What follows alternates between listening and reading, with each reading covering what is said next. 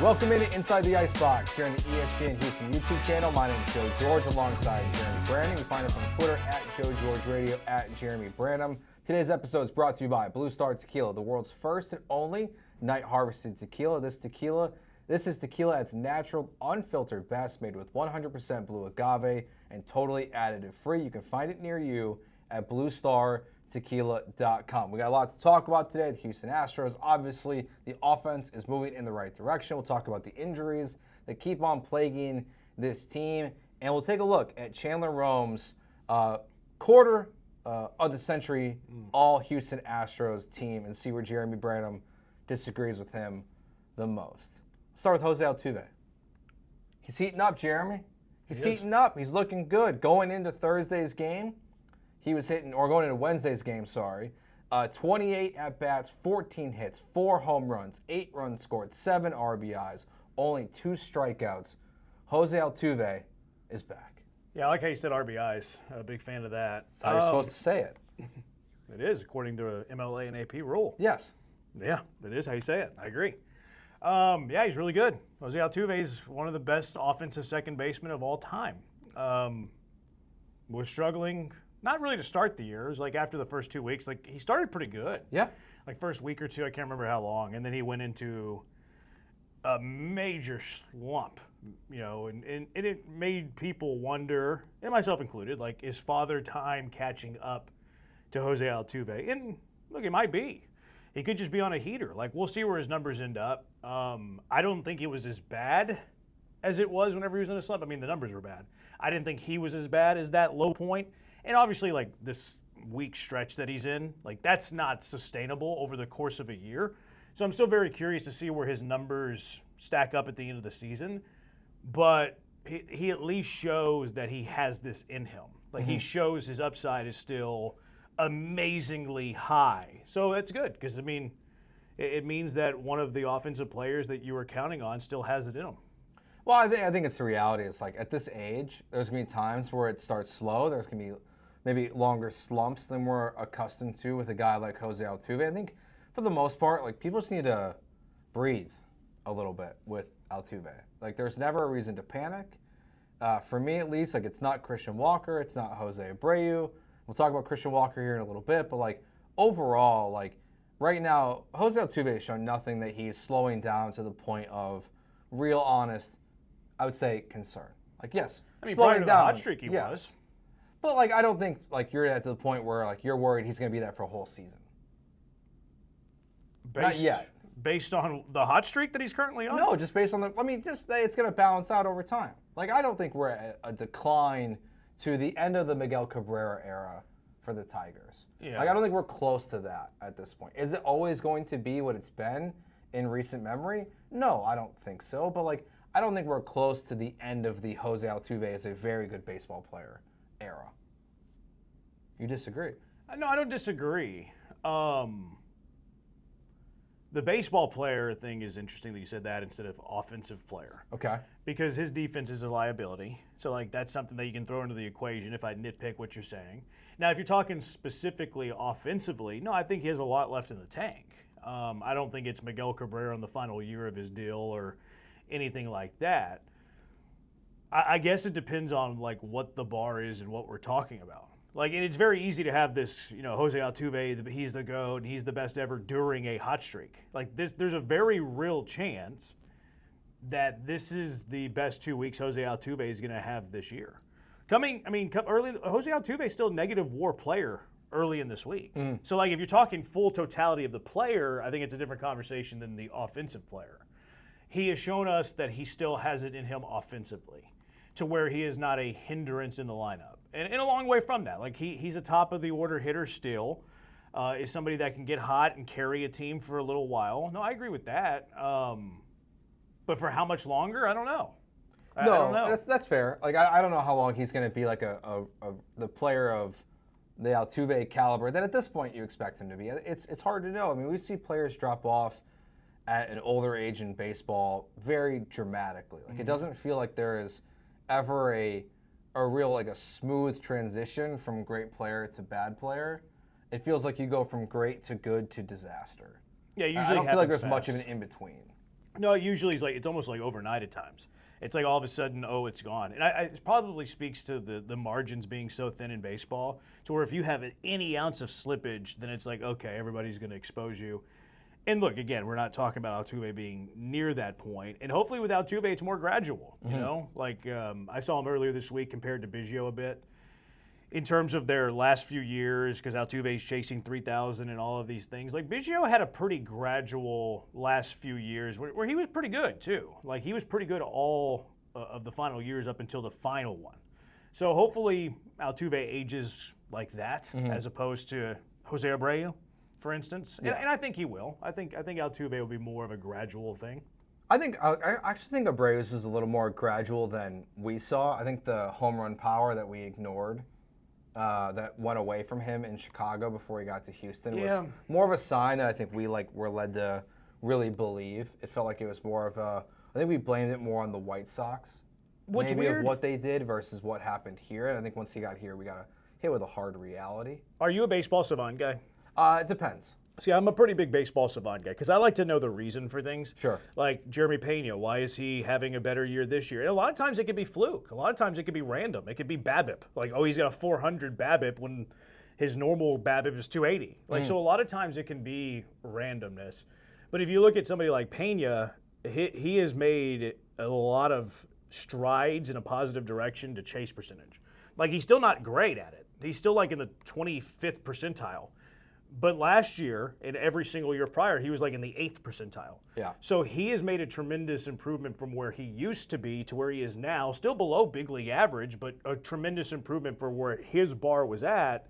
And now you see his numbers start to climb. And I bring that up because Jose Abreu in his final year with the White Sox, he didn't have the home run numbers, but everything else looked good. Like hard hit, barrel, chase, strikeout rate, walk rate. Like he looked good. So that's the weird thing. Like the home runs were gone, but everything else was good. And I was like, okay, that's going to be fine. And then that disappeared. If you like Baseball Savant, don't look up Jose Altuve, though, because Baseball Savant doesn't really like Altuve. Yeah, I mean, that's kind of where I'm at with, like, in terms of, like, the baseball nerdy stuff, Baseball Savant and barrel rates and everything like that. I'm very picky, and I pick and choose what I like. Why? I understand what the barrel rates and some of the numbers tell me for Jake Myers, for example, this year. Yeah. But am I ready to buy back into Jake Myers? No, because you put it out on your Twitter account at Jerry McBranham. You know, the comparisons by date and by at bat of where he was in 2024 versus 2025. And yes, I see the Baseball Savant numbers and everything are much improved. But I also have seen the same baseball player for the most part for the better part of, 4 years now. So, like, I'm not totally all in yet. I think for a younger player and for an older player, I am more likely to buy in. For those middle-of-the-road guys like a Jake Myers, I'm a little more hesitant to buy into what the numbers are saying. Even for someone like Jeremy Pena, like, I want to see it play out over a longer sample size, even though he's still young technically, before I, like, really buy into, like, what the numbers are saying. I don't live and die by the numbers because I just don't believe like that's baseball at its core still. Yeah, I disagree with a lot of what you said. That's fine. That's fine. A couple of things like define young. In like less than 4 pro seasons or 5 pro seasons. Okay, that's not really youth. That's more when did you get called up then? Yes, that's what I mean by youth, is when you got called up, I guess.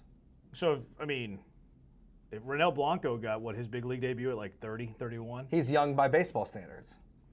Okay. He's only a pro for a certain amount of time. All right, I fundamentally disagree with that. Why? You're defined based on your youth is defined based on your service time? You're a young pro baseball player. As opposed to how many times you've been around the earth? Yes. Okay. I mean, just disagree there. I mean, Pena and Myers only have a 2-year difference. And they've probably came up around the same time. I mean, Pena's first year was the year that Correa left, so that was 22. And then Myers came up, was it 21 when Myers made his big league debut? I believe so, 21. yeah. And then he hurt his, he played in 49 games, got hurt in the playoffs. So, like, there's not a big difference there. Like, Myers came up a year earlier and is 2 years older. So why is Pena young and Myers is not? Is that the gap that thin?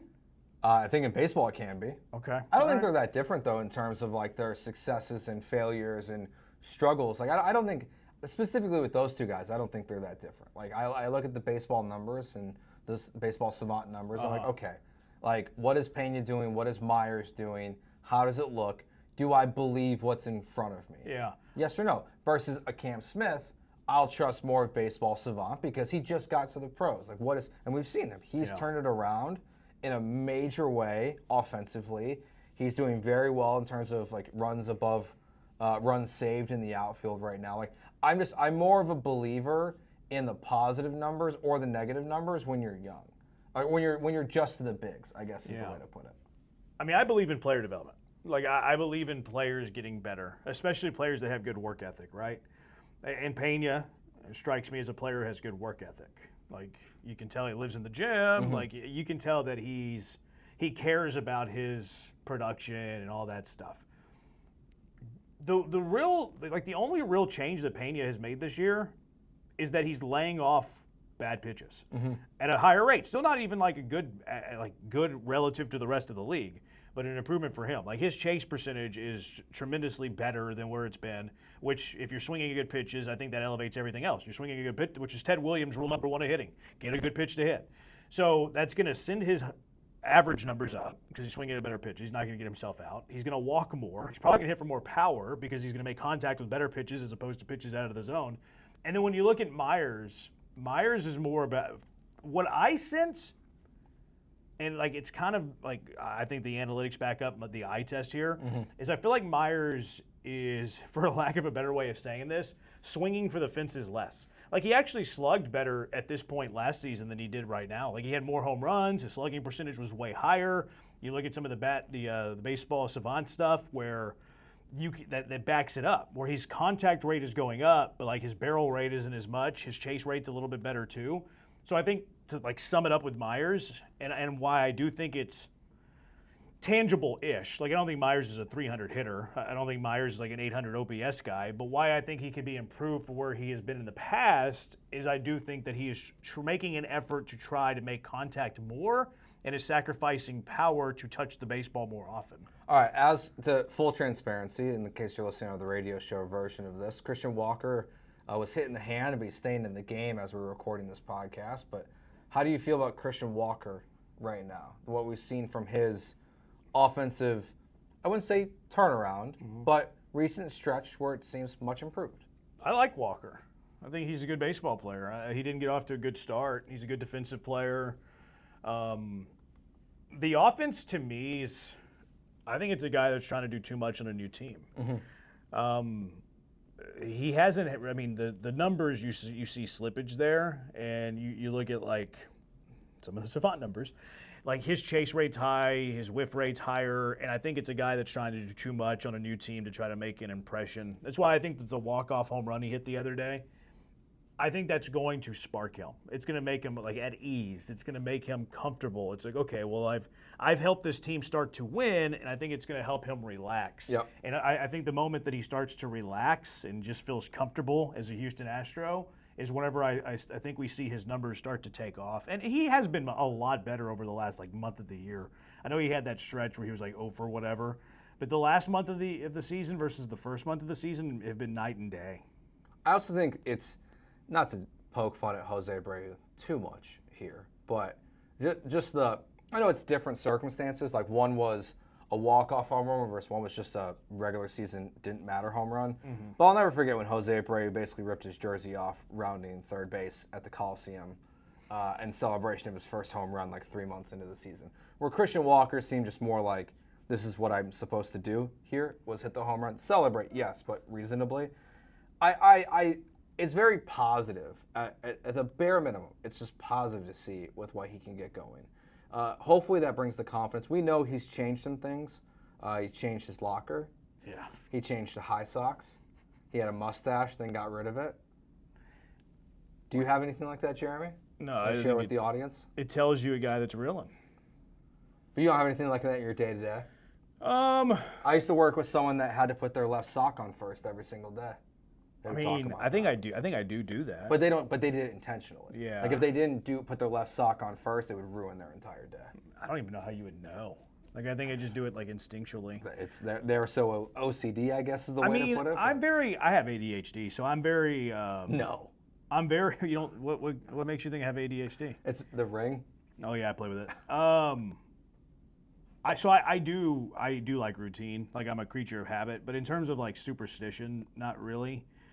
Maybe U of H stuff. Like if we win a game, like maybe I'll wear the same like thing that I wore to the previous win, just because like why mess with it? That makes sense. Yeah, like I do that. The hat or whatever you're wearing, or no, or the whole outfit. No, just like the quarter zip. Okay, that makes the sense. quarter zip that day. Yeah, a little harder for baseball when you're playing as often, but for like a basketball game, baseball I I can see don't. that. Baseball I don't, because baseball I usually I mean if we're on a road trip, then I pick out okay, I'm wearing this Friday, Saturday, Sunday. That makes sense. So like maybe if we win the series, then that rotation stays the same. Maybe if you lose the series, then you flip the rotation. But I haven't really done that much. But if it's a basketball game, you're going to wear the same outfit every Tuesday, Saturday. But yes. But that's also, like I usually wear the same color of the coaching staff, and they do that too. Okay. So like I don't even know if it's really something I would do. It's Probably just would. Part of the way it's done. Yeah. Yeah. All right, let's get to the typical Astros talk. Before we talk about the all-quarter century team, injuries. Those are a thing, always. Dana Brown was on the flagship, says it's a matter of time when Yordan Alvarez comes back. They want this to be a one-time thing because hand injuries can last. I, as everyone else, interpreted this as very clearly. As it's up to Yordan Alvarez when he comes back to the lineup. It is not necessarily a straight medical diagnosis of why he is or is not back. It's a comfort thing. It's a feel thing. So I guess we'll see him back at some point. I mean, they're throwing him under the bus. I think so too. Like, I mean, how could you view it any differently? Or maybe the people are going to hear throw him under the bus and be like, oh, that's a negative connotation. I don't think like it's that. saying that the medical staff is saying physically there's nothing wrong with him from coming back right now, but we can't tell you what the pain or annoyances that he feels within his hand right now. Yeah. We can't disagree with them because we don't feel it.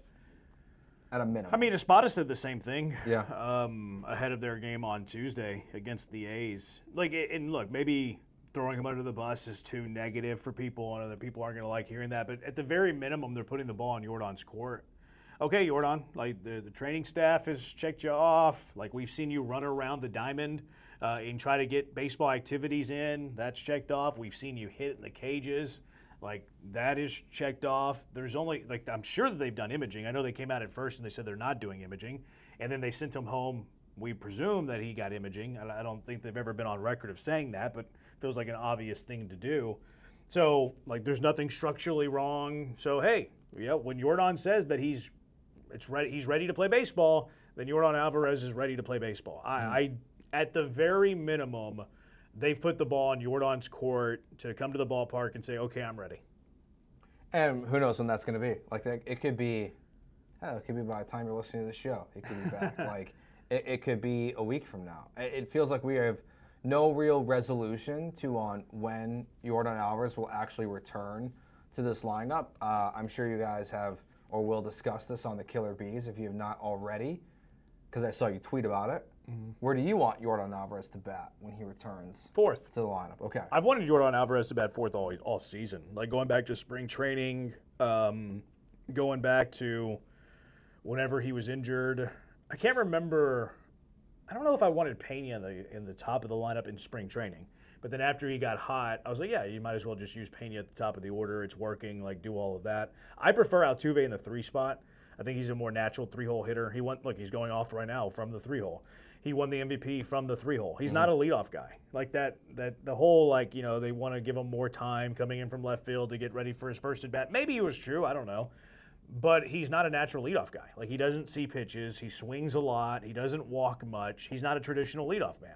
He's a good enough hitter to where it doesn't matter because it's Jose Altuve. You can bet on wherever he in the lineup you want him to. But I think there's, and you go back to the Astros' lack of productivity with runners in scoring position and their offensive metrics. Even now, their OPS is up here relative to the rest of baseball. Their average is up here relative to the rest of baseball, but their runs are down here. Why? I think there's feng shui in baseball. I think the batting order is significant for a reason. The way it ebbs and flows, and I do think that is something that matters. I think it's substantial. Analytical people will say, no, not really. It's random. Like, just stack your best hitters at the top of the lineup. I disagree. I think there's hitter personalities where hitters hit better at the top, hitters hit better in the middle, hitters hit better at the bottom. I think you can look at 3 examples with the Astros. I think Pena is a table setter. I think Yordan Alvarez is the middle of the order, table clear. And I think Jay Myers is a bottom of the order guy. Like low stress, he thrives in that spot. You don't want him in the middle. You don't want him at the top. And I think the pressure gets to him a little bit. So I want him to bat 4th. Stack the 3 guys in front of him with guys who get on base. Pena does that. Isak does that. Altuve gets on base enough, and then can slug a little bit too from that 3 spot. And then you let Yordan knock all those guys in. I think it's the best for him. And in fact, if you look at Yordan's numbers, his best numbers are whenever he's batting 4th of the top 4 spots in the order. So yeah, it's interesting. Put him in a spot where he likes to hit. We talked about this last week. Like if you look at the numbers, you can always pick and choose. But Christian Walker is a great example of this when he hits. 3rd in the lineup. He's dreadful this season. He's hitting 4th or 5th. It's much better. I think it should be Pena, Paredes, Altuve, Alvarez, Christian Walker are your top 5 guys. Yeah. 1 through 5, you're deep. They can all do a little bit of everything differently. You've got 2 guys in there that are really good at taking long at bats, and Walker and Paredes. You have Altuve, who could be a mixed bag of both. He might attack the first swing. He might play out a good count. Same thing with Yordan Alvarez. I think that's 1 through 5, the best thing the Astros can put out right now, as soon as Yordan Alvarez gets back. I also don't really care if he does, any rehab at this point in Sugarland. Yeah. Like, it's just, he's Yordan Alvarez. If he's ready to go, he can come up in the bigs. I know 2 years ago, we were all at the Space Cowboys game when he was doing a rehab assignment. I don't think he needs to do that right now. You can just bring him back up and put him in the big league roster at this point in the season when he's ready to go. The other injury updates we got here. Ronel Blanco officially having elbow surgery. They didn't technically call it Tommy John, the Astros. I think that just means when they open up the elbow, they'll confirm the Tommy John when they see it, and they'll give him Tommy John. And he'll be back, supposedly, in 2026. Yeah, I think McTaggart has updated it recently where it is indeed the Tommy John. But you're right, the way that they phrased it was like, oh, he's having elbow surgery. Well, which one? The Astros, mysterious as always, didn't say in their initial release. I think the beat writers had it later, like way after the fact, that it was indeed Tommy John, which, like, I think we all kind of saw that coming. Like, the internal brace has been an option for some. Was it Strider who had the internal brace? I think it was. I don't remember. Yeah. You see it more in football, the internal brace. Like, Brock Purdy had the internal brace. Lance has an internal brace. Lance McCullers has an internal brace, Tommy John, and flexor tendon surgery. It's a lot. Yeah, he's got a bionic arm. Got quite a bit. So, yeah, I mean, it stinks, but I think we all knew that whenever it came out that he had the sore elbow, and then the second opinion. Okay, well, why do you get a second opinion? Because you don't like the first opinion. So the news was official, but it's something we all saw coming. I mean, the Astros, like, I don't think that their rotation is dependent on Ronel Blanco. Like, it's dependent on Hunter Brown. It's dependent on Framber Valdez. But you're kind of running out of options. Like, you have, I mean, unless we're counting Jamie Moyer, the Brandon Walton, as a, actual reliable big league starter. I don't think Blue Ball is a reliable starter at this stage of his career. Ulloa, or however you say his name, maybe eventually. But you have, 5 guys, and that counts Gordon and Gusto. So I think you can survive Blanco. I'm not sure that you can survive another starting pitcher injury. Yeah, it's to the point where I do wonder if you start to look at what's going on in Baltimore, for example, a season that is unraveled in a major way. I mean, as we record this, they're 19-35. They're 15 games out of the AL East. They're not winning crap this year. Like, do you call them and start seeing if a Zach Eflin or someone like that is available right now and try to be ultra aggressive? The White Sox are going nowhere. The Marlins, the Pirates, the Rockies. Like, is there anyone in any of those rotations that might even just be like a super cheap just arm to get you to the deadline? I think it might be time, honestly, to start making some calls at this point in the season, just to try to get a backup plan. Because as you're saying, Jeremy, I don't think they really have anything else. You've kind of exhausted your backup plans. That's what it feels like the Astros have done, unfortunately, the last 3 seasons, including this one, where they've just had so many injuries that they've been able to withstand. But how much more can you withstand? Can you, even if, let's say it was Lance McCullers or Gusto or any of these guys, are there other guys in the minors right now that you trust to bring up? No, I think those are the three. No, I mean, I don't think we're not far from, if you're not trading for someone, you might be looking at bullpen games. Yeah, I don't think it's time yet. We also forgot Arrighetti. Yes, the other update on Arrighetti is he'll be out of the soft cast. Joe Espada said that he was throwing. Again, the GM and the manager have no idea what's going on with their team. Dana Brown said that he'll be out of the soft cast and start throwing soon. Joe Espada said he was throwing, at least playing catch. Those to me are different things. They know what's going on. They're just telling you what they want to tell you. Yeah, I don't know why they tell the media different things. Yeah, if you're going to lie, you should probably get on the same page. Yeah, they don't do that. They just don't do that. I don't understand. I think it's straight. I think it makes Dana Brown look bad when he says something that I don't actually. The reason that I don't is because we've gotten so much lip service that whatever they say is minutia and it doesn't matter. You don't put any weight in it anymore because of how much minutia it is. Yeah. So whenever they tell you the sky is green, okay, well, I know you lie to me all the time, so the sky is probably not green. Which when they tell you the sky is blue, it's well, you lie to me all the time. I don't think the sky is blue. Yeah. So I don't know if it makes them look bad. I don't think you can look worse when it comes to a public relations point of view. I think they've reached optimal worseness, and it doesn't matter at this point. Yeah, I just think it's strange that one does an interview with the flagship radio station, says he's about to be out of his soft cast, he's going to start throwing again, and then the manager's like, yeah, he's playing catch. I just don't get it. How are you? Because it comes off. I don't think that to me doesn't come off as lying. Can I play devil's advocate and defend them? Yeah, go ahead. As their advocate. Yeah. I mean, it's a soft cast. You can take off a soft cast. And I guess you could play catch. Yeah. So maybe they are telling you the truth. Maybe Dana Brown says he's not out of a soft cast yet. He means throwing.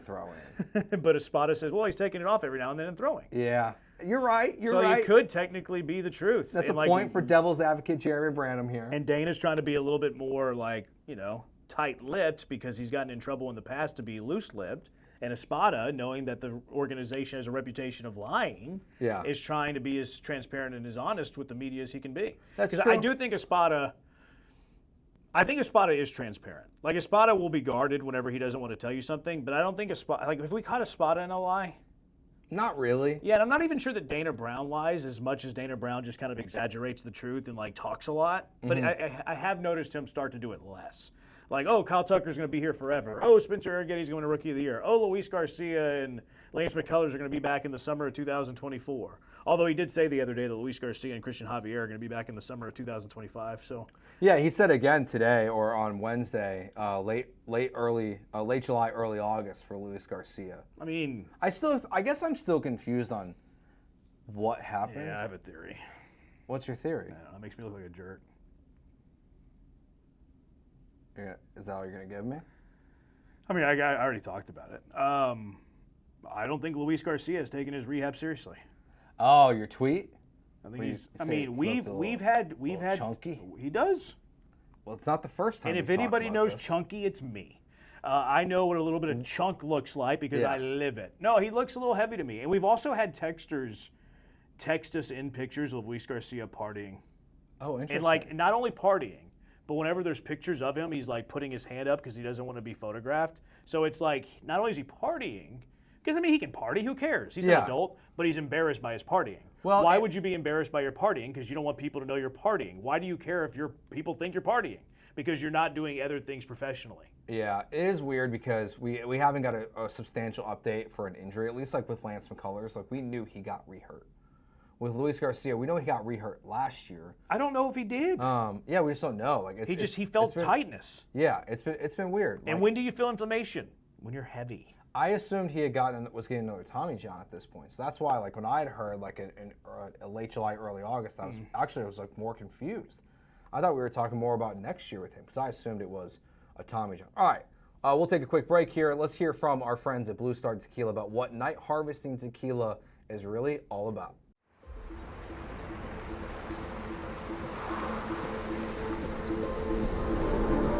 In the highlands of Jalisco, as the fierce heat of day fades into dusk, the sun dips below the horizon, and our jimadores begin their work. Harvesting our precious agave azul beneath the glow of stars, while the night air is cool and calm. Away from the harsh heat of the sun, we protect our agave's freshness, locking in essential natural properties and sweetness, and preserving its unique flavor profile. This world-first practice has been warmly embraced by our jimadores, who relish the soothing embrace of evening's cool air as they work beneath the moonlight. 100% agave azul, night harvested, unfiltered, and additive-free. We invite you to taste the Blue Star difference. All right, before we wrap up, Jeremy, Chandler Rome put out on The Athletic his all-quarter-century Houston Astros team. Now, he cheated. There's no question about it. He cheated on this list. What do you mean he cheated? His left fielder is Jose Altuve. Oh. That's cheating, Chandler. Yeah, I that's appreciate it, but it's cheating. It was a cop-out from a tough decision. That's like when people put Biggio on their all-time teams at catcher. Yes. Well, that's because he's got Biggio at second base. So his first baseman is Lance Berkman. There's no dispute there. It's Lance over Yuli. I don't think there's even anyone else in the conversation. Correct? I mean, if you're arguing, Jose Abreu? No, probably not. If you're arguing championships. I think this is more about the player. And look, Yuli was a great player, but Lance Berkman's obviously an extra great player since the year 2000. Is the best way to put it. So I think Lance there. So he's got Craig Biggio at second base. That is interesting. Let's remove Jose Altuve, the left fielder here.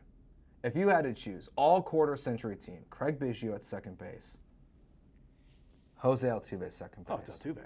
Totally agree. It's not even close. Yeah, and look. Biggio's my favorite player growing up. It's not close. Yeah, I mean, he had a 95 OPS from 2000 to 2007.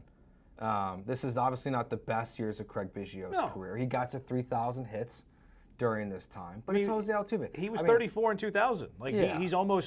he was then what almost Altuve is now. Yes. Yeah. So it's Jose Altuve. It's not insulting. It's not even close. Like, yeah, it's nothing against Craig Biggio. I mean, Jose Altuve to me is the greatest Houston Astro of all time. I would agree. I mean, you can make a case that Jose Altuve is top 3 offensive second baseman in the history of the game.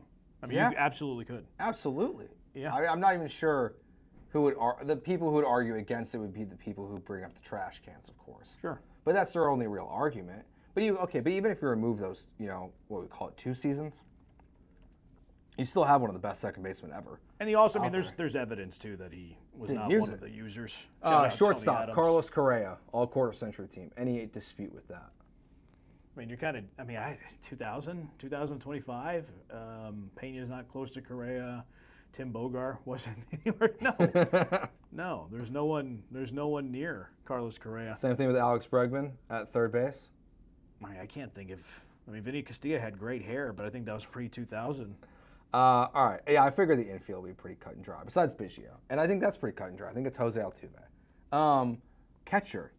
Chandler selects Jason Castro as the all-quarter-century catcher for the Houston Astros. Yeah. So your candidates are Jason Castro, Martin Maldonado. Yainer hasn't done enough, obviously, to even be in the conversation, really. Yeah, I would have to go back and look at the numbers. I intentionally didn't look at this because I didn't want I was going to do this for our show. Sorry. And I didn't want to cloud my judgment with it. So thank you, Joe. So I'd have to go back and dive into the numbers. But Castro, I know that the Astros were terrible, but he was an all-star. Now, he was like a lone representative Yes, all-star, so by I do put an default. asterisk next to that. But he had some really good years. He was a good player on a bad team. Brian McCann wasn't here for a long time, but I think Brian McCann's leadership and just being a veteran was a big deal for the Astros whenever they won it all in 2017. They brought a championship here. So, I wonder where McCann's numbers stack up to Castro's numbers. McCann obviously was here shorter, but was here for a more significant period of time. So, it depends on what you're valuing here. If you're just going raw numbers, individual, WAR value and stuff like that, yeah, it's probably Castro. But if you're going more based on this guy brought me a championship, which is fair. I have a championship bias. That's one of the reasons I think Jose Altuve is easily the greatest Astro ever. I mean, Bagwell's numbers in the conversation, Biggio's numbers in the conversation, but Altuve's brought the city 2 parades, whereas Bagwell and Biggio did not. So it usually, for me, whenever we're talking about all-time great conversations, if it's in the same conversation numbers and you have a championship over the other guys in the conversation, I give you a boost because you won the title. So anything that's close to breaking a tie, give me the championship guy. No, Castro does have a championship. Yeah, pinch hitter, though. So, like, what was their role when the championship was won? So he's got the most WAR since 2000 of any catcher. I figured he would. He's got a championship later on. He's got the All-Star game. See, you throw in the championship thing. You can be the 12th. Like Scotty Brooks has a championship with the Rockets. That's true. He wasn't as valuable to that team as Akeem Olajuwon was. So even the championship ring has a sliding scale based on the value you're bringing to that team. If I was the 25th man on the team that won the World Series in 2017, I promise you I would not have had any influence on winning that title. That's so true. how much you factored into winning that title has to come into play. No, I think the championship does matter. I think we're pretty aligned with it that champions have to count for something.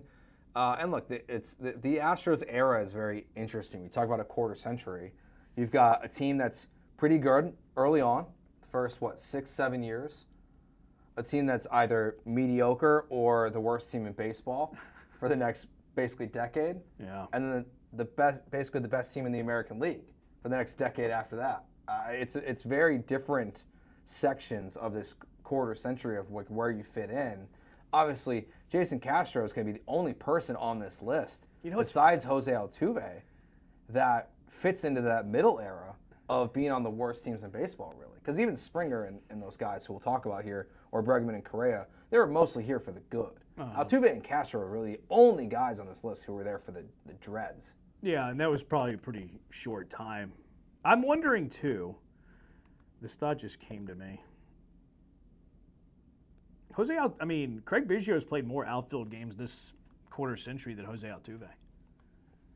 Because it reminded me those early 2000 teams had Jeff Kent. Yeah. So they moved Biggio to the outfield. So I just pulled it up.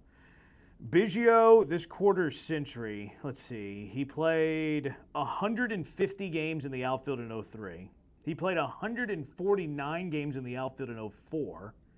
And then he moved back to second base. So, that's like, 300 games? Altuve's probably played, 50? So Biggio's played 6 times as many games in the outfield than Altuve has. Like, if you're going to make one of those guys an outfielder, it's very clearly Biggio. I agree. And Biggio might, if we're going just strictly this quarter century, so it's 2000 to 2025, he probably has more games at second base than does the outfield, but it's a much closer gap than Jose Altuve. Yeah. Biggio's the left fielder, not Altuve. That's my biggest beef with this quarter century team. I do agree with you. You can actually move Biggio to left field. Like that, because he played a lot of games. He played 2 full seasons there. Is that where he played again? Biggio played center field in 03, okay. And then he moved to left field whenever they acquired Beltran. They moved to left field whenever they acquired Beltran. So would you Chandler's left fielder is Jose Altuve here. So would you just put Biggio there instead? Yeah, give me or Biggio. Is there, I have to go look at the numbers, but Biggio makes more sense in left field than Altuve does. So, or is there an argument because of championships, because of success, that Jose Altuve should be the second baseman on this team, and Michael Brantley should be the left fielder on this team? I'd go Biggio over Brantley. Because the peak Brantley of can Brantley have a spot on was my great, bench. right? He can be my left-hand bat on the bench. Did Chandler have bench guys? He did not. He went starting lineup. Did he have a DH? Oh, yeah, we'll get to that. Okay. Center field, George Springer, no question about it for me. Right field. No. Beltran was pretty dang good, but he wasn't here long enough, didn't win titles. Yeah. Right field, Kyle Tucker. Don't think there's any question about that either. Probably not. Probably not. I don't think there would be. Hidalgo had some really good years, early 2000s, but not. He went to the playoffs a couple times too, and there was thoughts that it might have been enhanced. I didn't say that. You put air quotes up. Hidalgo's numbers were really good, but yeah, I probably have to go Tucker. DH, he chose Jeff Bagwell. You know who else was really good, but wasn't here for a long time? Was Moises Alou. But that might have been late 2000s. P hands. So what? I just remember that. Give me hits. I don't care what you're doing with your hands. I just remember my dad growing up. Yes, my dad said, "Don't shake his hand if he signs an autograph for you." he was here 4 years, Alou, and his first 2 years were not this quarter century, and then his last 2 years were. Yeah, that's gonna be hard to qualify for this list for only 2 years. Two top 20 MVP voting years. Yeah, He had 355 and 20, 331 and 21. he was. So He was a good. stud. Yeah, I feel like he's so underrated. Like, how do you finish 20th in MVP voting whenever he only played 125 games, but he had 355, had an OPS over 1,000, 30 homers, 114 RBIs, and was 20th. Peahan bias? Huh? Peahan bias. It's the reason is not peahan bias. I don't The know. reason does start with a P, though. Yeah. Well, yeah. Performance Uh-huh. enhancing. Yes. Yes. DH Jeff Bagwell. Any dispute on this? Should Didn't it be? spend many of his games at DH. Yes, I think this is So kind is of he a just fitting. like putting a hitter there? Yes. So it's basically, is it Bagwell or is it Yordan Alvarez? Who is left off of this group then? I mean, That's where this is complicated. Like, of all the guys, if you were going to read, if I was going to say who should be left off, Jose Altuve at second base. Do you put Yordan in left and Bagwell at DH, and leave off Biggio, or do you leave off Bagwell? I mean, if Chandler's just putting guys at random positions because they played a few games there, and move Biggio to catcher. Well, Biggio didn't play catcher in the 20th century. He couldn't do that. Couldn't do that because his catcher days came in the previous century. I don't know. That's tough. Bagwell's raw numbers are probably better than Yordan's, but how do you leave Yordan off of this list? I don't know. If you're going to say, now, in defense of Chandler here, so as I'm reading through this again, he put right field Kyle Tucker. This is how he starts the blurb here. 3 players made sense for this spot: Tucker, Hidalgo, and Yordan Alvarez. He did bridge in. So he was looking at just the outfield spot. Yordan never played right. So he's just thinking almost in the All-Star game kind of voting system of just He's selecting taking some 3 liberties. outfielders. He is taking some liberties. Taking some massive liberties. So real quick here, because we got to wrap up and get here to the pitching staff before we wrap up. If you do Tucker or Yordan, which one do you take? I'd probably go Yordan. I think so too. I go Yordan, specifically because Tucker chokes in the playoffs. Like, if you just eliminate the raw numbers and who's been a bigger factor to this organization in this quarter century, the answer is not Tucker. It's Yordan. I mean, Yordan has been far more important to this organization. Tucker's going to have the counting stats, plays more games, puts up numbers. But Yordan's been more valuable. 100% more valuable. But I can't play him in right. Closer Ryan Presley. I have no objection there. Presley was really dang good. I know the last 2 years didn't go the way that we wanted. Once they acquired Hader, the writing was on the wall, though. Presley, even if you didn't bring in Hader, Presley's still going to have a fallout. For sure. So I have no argument there, though. Presley was pretty dominant in his glory days as an Astro. Yeah, and Chandler says picking between Presley and Brad Lidge is almost impossible. I think being out there for winning a World Series. Yeah, Presley won a World Series, and then Lidge gave up the most catastrophic home run against you in franchise history. So I think it's a pretty easy tiebreaker. Yeah. Starting rotation. This actually will help your Moises Alou argument, even I know we don't have time for it today, because he has Garrett Cole on this list. Starting rotation: Justin Verlander, Roy Oswalt, Garrett Cole, Dallas Keuchel, Roger Clemens. This is 5-man rotation. Royo, Justin Verlander, Cole, Keuchel, Clemens. It's hard to go away from that. Verlander I don't think there's anyone else. Young. Cole could have won a Cy Young. Keuchel did. Clemens did. Royo has the most wins in franchise history. I think with 144. It's hard to argue that. I couldn't give you a better name. No, I don't think so. Yeah, I think that's a pretty easy one. The one you would take off, I think, in theory, would be Keuchel, just offhand. But he was. I guess maybe Garrett Cole because it was only a season or 2.5 seasons. Two seasons, but it was dominant. But he was elite. He was one of the 2 best pitchers in baseball, basically, and the other one was on your staff. Yeah. So I don't know how you argue any of those guys to be removed from this list. I think it's pretty cut and dry, to be honest. I don't think anyone. I wonder if you could give an argument. Not that I'm making the argument, but if you could give an argument to Fromber. I think there would be an argument for Fromber. I think for longevity, you could argue Fromber over Cole. But if I'm arguing somebody, I'd probably argue for Keuchel. Because Fromber over Keuchel? Here's a question. Who's the greatest left-handed pitcher in Astro history? Are you going Keuchel or are you going Fromber? They've both been on World Series teams. They both have. One has a Cy Young, one does not. That's what Fromber does not have. Yeah, so that's probably why. But Fromber, I think, has a longer stretch of being good. I agree. Keuchel's peak was really good, but probably had, what, 3 years? Yeah, but it was a great peak. Sure, but Fromber's peak has been great too. He just lacks the Cy Young. Did Dallas Keuchel ever call off his catcher? I'm sure. I know. I mean, Keuchel blasted his general manager, which a lot of people praise because it got him Verlander. It did get them Justin Verlander, which probably means Keuchel belongs on this list for that reason. Keuchel has 76 wins as a Houston Astro. Like, Fromber's above 76, right? He's got to be. Fromber's is 72. Oh, well, he'll be by the end of the season. So, all right, that will do it for this episode of Inside the Icebox, brought to you by Blue Star Tequila. You can find more out at bluestartequila.com. He's Jeremy Branham. I'm Joe George. We'll be back next week. Move to Fridays starting next week. Thanks for watching. Thanks for listening. We'll talk to you then. Peace.